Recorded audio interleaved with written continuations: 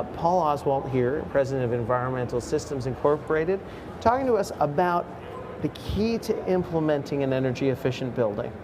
And you know, I think one of the great things about being in a business for a long time is you get to see the successes, but you also get to see the failures. And what I'm curious to know from your standpoint is, where do people go wrong when they try to do this? The first answer that would come to my head is commitment. There's got to be a commitment on the part of the business to realize that this is a journey, not a destination. It's a series of incremental steps. You're not going to just go in and in one fell swoop take a building from being inefficient to efficient. Some of those steps can be small, some can be large, but there has to be a commitment to the ongoing process of making a building more efficient. Who is your typical customer in a given year? You know, and you're averaging them all out. Where do you do most of your magic and work?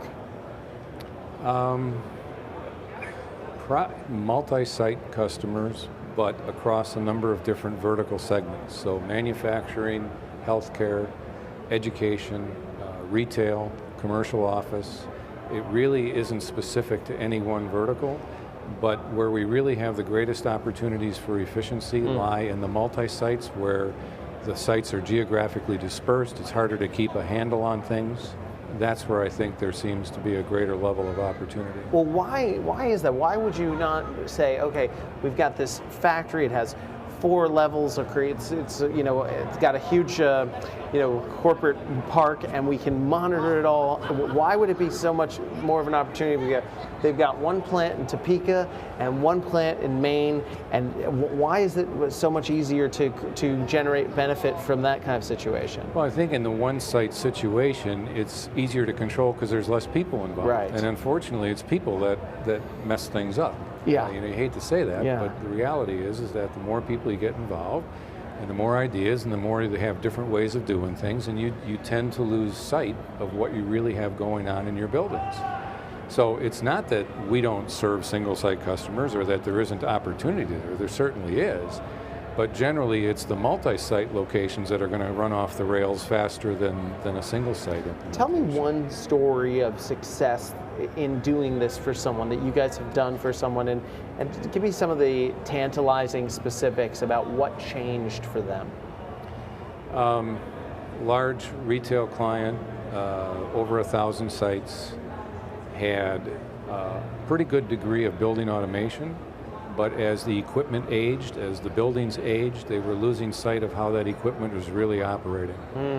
They were collecting lots of data, mountains of data, but they couldn't make any sense of it. So putting together a process of analysis, of triage, and then corrective measures, prioritized based on cost impact to the organization, has resulted in about $6 million a year in savings annually. And that's documented savings from them. So I think that's one end of the spectrum, but we've got, you know, clients, high school, for example, same thing. You know, they've got a 500,000 square foot campus, and they're pulling out savings in excess of $100,000 a year in operating costs just because they're doing more with the data their systems have. Do you find that most of your clients tend to have the investment that it costs them to work with you paid for within a few years of working with you? It actually, in most cases, has to return in less than a year, because if it's being done as a recurring service, it can never exceed. There always has to be a net positive cash flow to the end user. And so in almost all cases, always is a little bit strong, but in almost all cases, you absolutely can put this together in a way that you will see net positive cash flow. Is there a particular data collection offering or a particular data analytics service that you see out there that's really got you impressed? They're all very good. Yeah. You know, and as a systems integrator, we tend to be technology agnostic. There's a lot of good technology, a lot of it right here on the floor today. The reality for us, though, it's really not about the technology, it's about the process. And that comes back down to the commitment thing. Do you have a defined process in which that technology is going to enable you to run your buildings more efficiently? If we put in all this great technology, and you're still not budgeting any dollars to taking corrective actions on what the data is now telling you, you're still not going to achieve success. So you're very much, I think it's so easy at a show like this to get blinded by all the bells and whistles, but to a large degree, you're sort of a Sherpa or a tour guide. You're hand-holding these people through what is can be a difficult and involved process, and you're using technology to help you do that with them. But really what they're hiring you guys for is to make sure that their goals are in alignment and that they have the wherewithal to follow through on them. Really to manage the process. Yeah. Because again, the technology is an enabler, but you have to make sure that there's an organizational commitment, that the processes are there to support it, that okay, again, we've identified the stuff, now what are we going to go do with it? Because identification by itself leaves a lot at the table. People have a choice when it comes to working with a company that can help them do this. What should they be looking for? What sets, working with a company like yours at Environmental Systems Incorporated or another, what should they be looking for, and what makes yours, a company like yours, easy to work with? Very difficult. It's a very good question, and it's a very good. It's very difficult for people, I think, to differentiate. Sure. I mean, how's our message any different than anyone else's? And the reality is, the message isn't different. The only thing that we have to go on is track record, and that's where I would, if I were on the buying side of this equation, that's what I would be focusing on. Sure, make sure that the message is right. Inquire about how they get this done. It should be a very transparent process.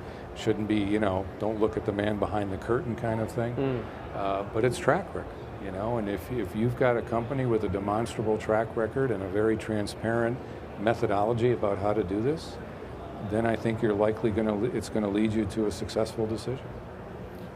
What's the one most important quality that you guys provide? What do you provide to your clients that other people don't necessarily? What do you put all of your emphasis on?